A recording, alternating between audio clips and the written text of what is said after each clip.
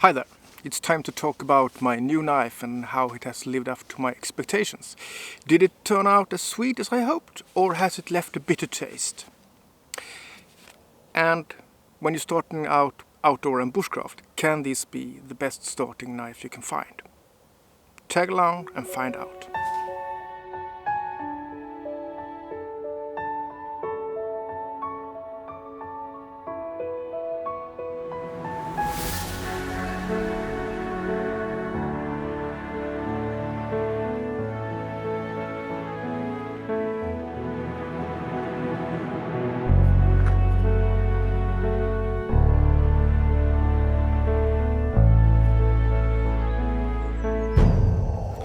A good knife is an essential part of your equipment when going outdoors, whether you're casual about it or a die-hard bushcrafter. The list of tasks for a knife is long, and so is the list of knives on the market. In fact, it seems like it's never ending. Many members of the outdoor bushcraft community sports the opinion that the number of knives you need is one more, while others search for the knife that rules them all. I don't believe there's a knife that excels at all the tasks you throw at it. A heavy-duty bushcraft knife will make a mess in the camp kitchen, and a small knife will not be up to the task when batoning wood, for example. It probably break sometime soon. I never had a large number of knives, and most of them I had for a long time. I still have my very first outdoor knife that I got as a child. It's a Mora Scout. It's worn and abused, and the sheath is missing in action, and I mainly keep it around for sentimental reasons.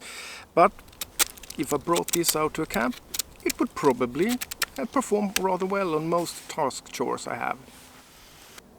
So it's with some level of confidence that I chose the Mora Kansbol to succeed my 30-year-old Martini as my new camp knife. This is the old one. It's been with me for quite some time. I still like it, but it's time to move on. There are some tasks that this one isn't quite up to.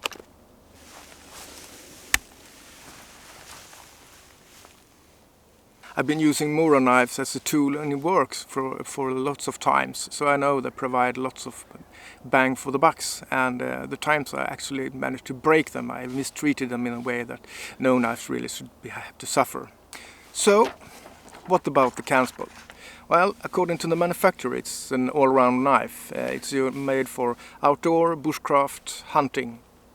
It's a mid-size knife. It's 226 millimeters long in total, just shy of 9 inches. The blade is 109 millimeters, 4.3 inches. And it's stainless steel with a scandi grind that comes razor sharp right out of the box, and you have a 90-degree spine that works well with a ferro rod or for making wood shaves. I know there are other kinds of edges that are said to be sharper or can keep their edge for a longer time, but scandi grind for me it's by far the easiest to maintain. A couple of minutes with a whetstone and a leather strap and it's as good as new again. The Mora Kansbol isn't a full-time knife, and for a lot of people that's a deal breaker. For me it's not a big issue. I never found myself in a situation where it actually matters. And even though I've broken a few knives in my days, I never actually managed to break the handle of one. But if I do, maybe I evaluate my opinion about it. Or maybe a knife wasn't the tool I was supposed to use. The handle, it's made of TPE rubber that gives a good grip even if your hands are wet. It has a neutral grip, making it equally good whether you're right-handed or left-handed like me. Same goes for the sheath. You can mount it to suit your preference. And if you're so inclined, you can get the multimount where it's MOLLE-compatible. Me, I prefer to keep it in my belt or in my backpack, so MOLLE is not really my kind of flavor. But if it's for you, there's a variety for you.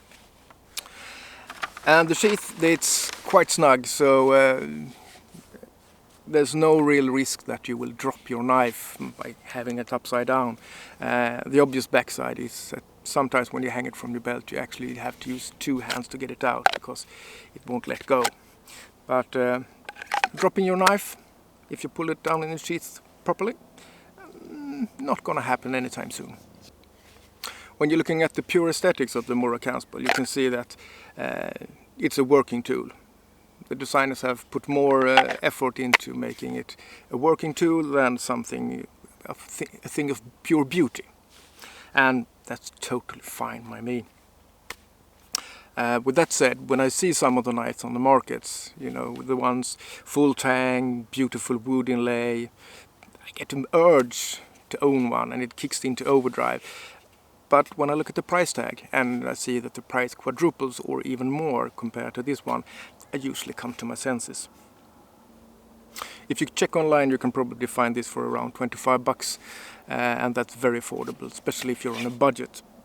One can argue that there are some kinds of equipment you should never cheap out on, and a bad knife and bad boots when going outdoors, they can probably ruin your experience. But if you look what you get for the 25 bucks, there's no need to pay more really. And am I biased towards the Mora knife? Hell yeah. When I grew up, Mora knife was basically a concept where any knife that you didn't use in the kitchen was a Mora knife. On the other hand, to get that kind of a reputation, you'd really have to own up to it. So yes, I'm biased towards the Mora knife, but with good reasons.